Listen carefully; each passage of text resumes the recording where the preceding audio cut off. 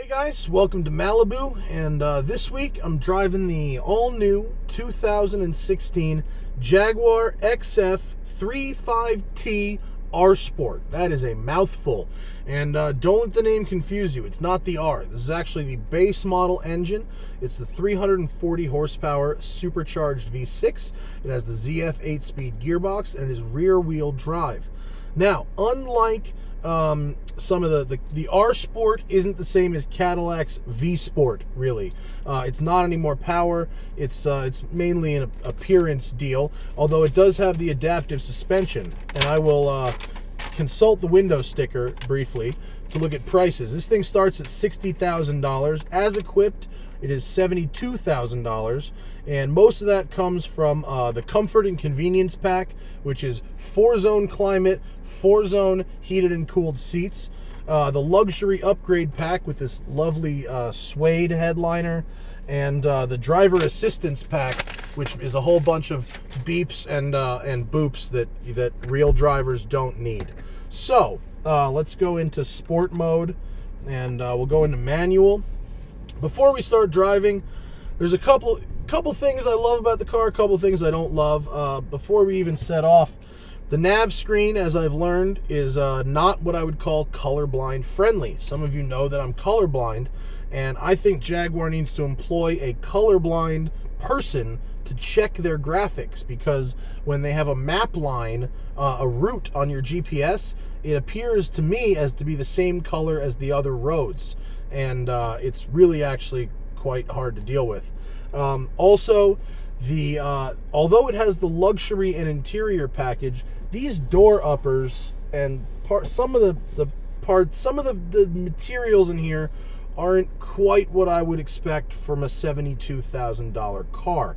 And when you've got this beautiful suede headliner meeting with, it is soft rubber, but it's not very expensive feeling. It's a weird thing that happens. Also, the radio froze on me once, and frankly, it sounds like a diesel when it's idling. That goes away when you start driving, as I will demonstrate. So, sport mode, manual, we'll put it in dynamic, which is the best throttle response, and I will turn off traction control, and frankly, it won't matter too much. But let's go for a little drive and see how she do. I will give them this. The engine revs really well. It makes good, strong torque on the road, and the car feels light on its feet. The way it handles bumps, it's still a big, heavy sedan, but it seems to glide over things really, really well. And also, in these corners here, pretty responsive. It's got good steering. It's got pretty good grip. That ZF 8-speed is super responsive as always. Great gearbox. And we're going to go into some little tighter, more technical stuff down on this side of the hill. I drove an Audi S6 down here recently, so we can compare. Not much body roll through the corners, actually. It stays pretty flat. This bump is the upsetter, and it just glided right over it. There we go. A little push into a little rotation. One thing this car does actually have going for it is it has a gigantic rear seat and a gigantic trunk. So if you've got adult children, if you want to carry bigger people around and things, this is a good option. I can sit behind myself in this car, which is great. It's roomy everywhere, and the seats are very comfortable and well adjustable, and of course, as I said, heated and cooled.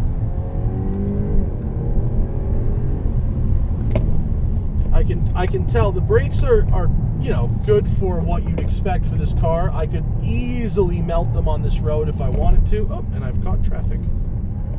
He's probably not going to let me by, so I'll just flip around and go the other way when I get a chance.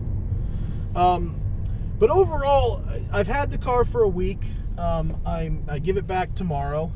I don't, this puck shifter thing I don't love, just because it's motorized, and I feel like if it breaks, you're in big trouble. How are you going to get into gear? Also, it has auto stop start that you have to disable every single time you get into the car.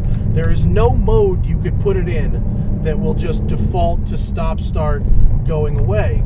And I get why stop start exists, but in this car, when it starts the engine, it's a little jarring. The engine is smooth, but the starter motor, starting it and stopping it, and it's just an unrefined thing.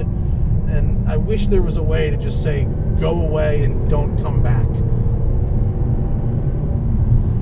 It makes really, really strong power from about 3,000 to 5,000 RPM. Of course, this is the same engine and transmission you get with the base F-Type.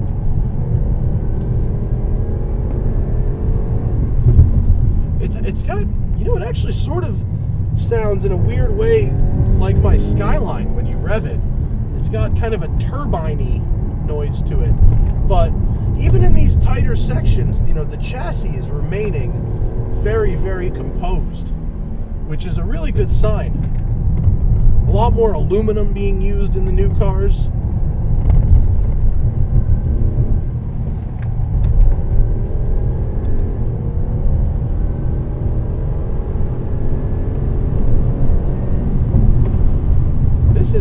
It's for an everydayer, and certainly for the base version of this car, this is great. It just makes me really optimistic for what's going to happen when they start putting that supercharged V8 in this car.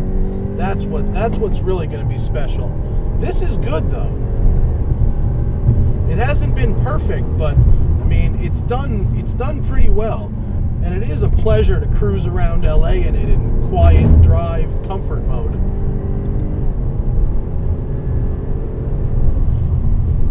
In the corners, it's predictable. I can tell like it wants to play.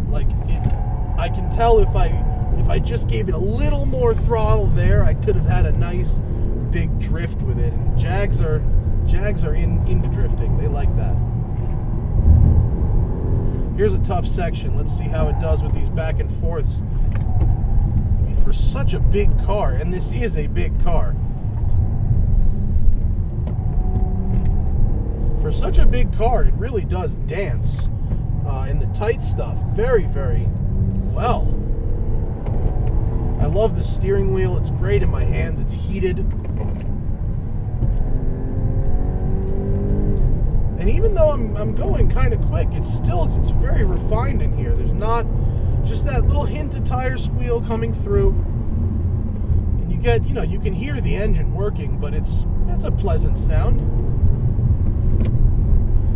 I have chosen a very tight road for this very big car. I probably could go a lot quicker if I wasn't on such a tight road, but I think it's impressive to show how a big Jag like this can really handle its own through these twisties.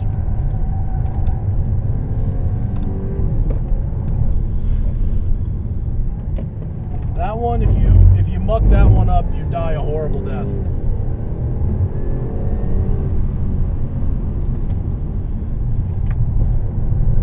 With dynamic mode, you get better throttle response, you get better gear change response.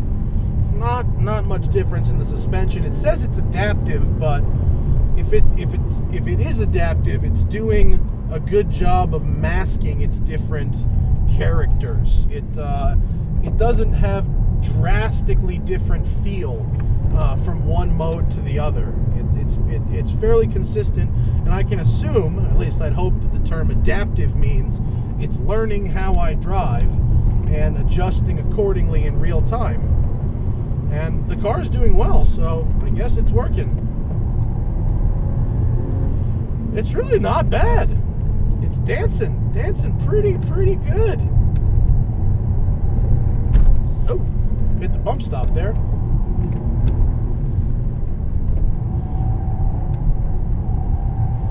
Tire's talking to me a bit. Whee! It does really well when the camber changes mid-corner. That's when it does really well. It just soaks that right up, and then it goes where you point it. It makes me very, very optimistic for for the really fast versions of this that are going to come out. But for the average person, this would still be a very quick car. I'm just jaded. I love running this ridge. Malibu to the left, Calabasas to the right. That bump right there, if your suspension's not sorted, that will be the bump that tells you. Woo! That was a good little run, wasn't it? Nice. All right, so the good things about the XF. Great chassis, very communicative, great gearbox, good engine, good power, good steering, good seats, lots of room. And I think space versus luxury versus dollars is very strong. It's missing in a couple key areas. Maybe this needs an update, and I definitely would say consult a colorblind person before designing your navigation systems. My only real problem is it doesn't quite feel like a $72,000 car. It starts at 60, and I think that other than the features, it doesn't bring up that price to the price feel to 72. But it is a very nice car, and it performs well. And if you're a big guy like me and you're carrying big people and stuff around, and you want something that's European that isn't an E-Class or isn't an A6, I mean, totally. This is a totally solid option. I really like it. Thank you for watching, and I'll see you next time.